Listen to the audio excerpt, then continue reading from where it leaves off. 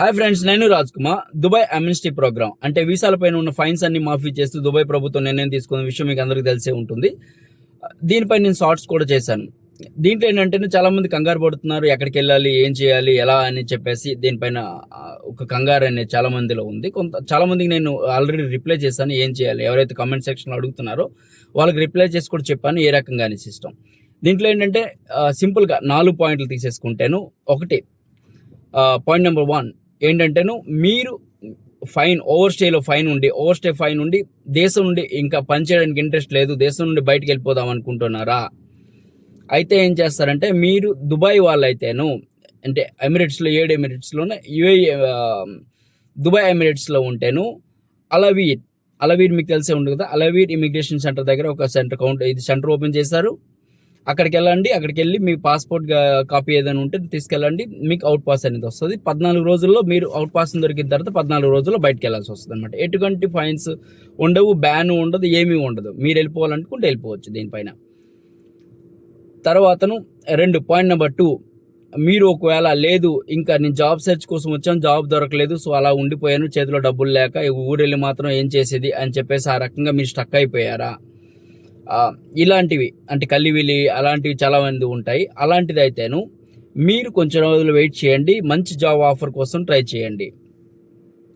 ఎక్కడైనా అంటే ఇక్కడైతే ఇమిగ్రేషన్ సెంటర్లు కౌంటర్లు పెట్టారు, అక్కడ కూడా కొంతమంది కన్సల్టెన్సీస్ వాళ్ళు కౌంటర్స్ పెడుతున్నారంట. మీరు ఏదో ఒక కంపెనీ దగ్గర నుండి ఈ 2 నెలలు అన్నారు, బట్ అది డిసెంబర్ నవంబర్ పైన వెళ్ళే అవకాశం ఉంటుంది, జనవరి వరకు వెళ్ళిపోయే అవకాశం ఉంటుంది, డిసెంబర్ ఆర్ జనవరి వరకు వెళ్ళే అవకాశాలు ఉంటాయి అన్నమాట ఇది. సో కంగారు పడకుండాను, వెంటనే హౌస్ పాస్ అప్లై చేయకుండాను జాబ్ కోసం ముందు ట్రై చేయండి.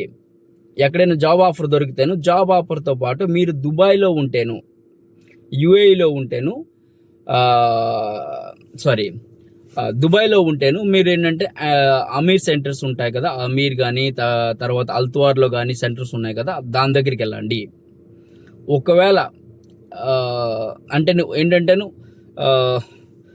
ఈ జాబ్ ఆఫర్ తర్వాత ఒకవేళ లాస్ట్ మినిట్లో ఇంకా జాబ్ ఆఫర్ 2 months ట్రై చేసినా కూడా రాలేదు అనుకుంటే, అప్పుడు మీరు మళ్ళీ ఆ వీర్ సెంటర్కి వెళ్ళి మీరు ఇది ఎగ్జిట్ పాస్ అప్లై చేసేసుకోవచ్చు, అప్పుడు వెళ్ళిపోవచ్చు. మీకు ఎవరికి కూడా ఎటువంటి బ్యాన్ అనేది ఉండదు.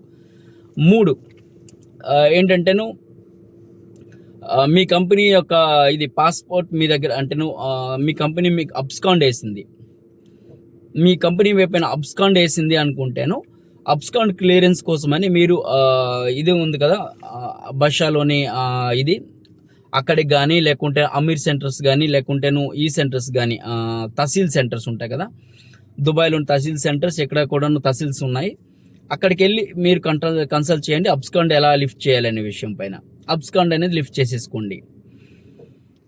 4వ పాయింట్ ఏంటంటే, మీ పైన ఏదైనా మీ పాస్పోర్ట్ మీ దగ్గర లేకపోవడము, లేకుంటేను అలాంటివి అయితేను మీ ఎంప్లాయర్ మీకు ఇది ఇవ్వట్లేదు అంటేను పాస్పోర్ట్ ఇవ్వడం లేదు, ఇలాంటి ప్రాబ్లమ్స్ ఏదైనా ఉంటేను, లేకపోతే ఇల్లీగల్ ఇష్యూస్ మీ పైన కోర్ట్స్ అలాంటివి ఉంటేను, కోర్టు విషయాలు కానీ సివిల్ డిస్ప్యూట్స్ కానీ ఉంటే అయితేను ఇది అప్లై కాదు. మీ పైన కోర్టు విషయాలు ఉంటేను మీకు సెటిల్ కాదనమాట.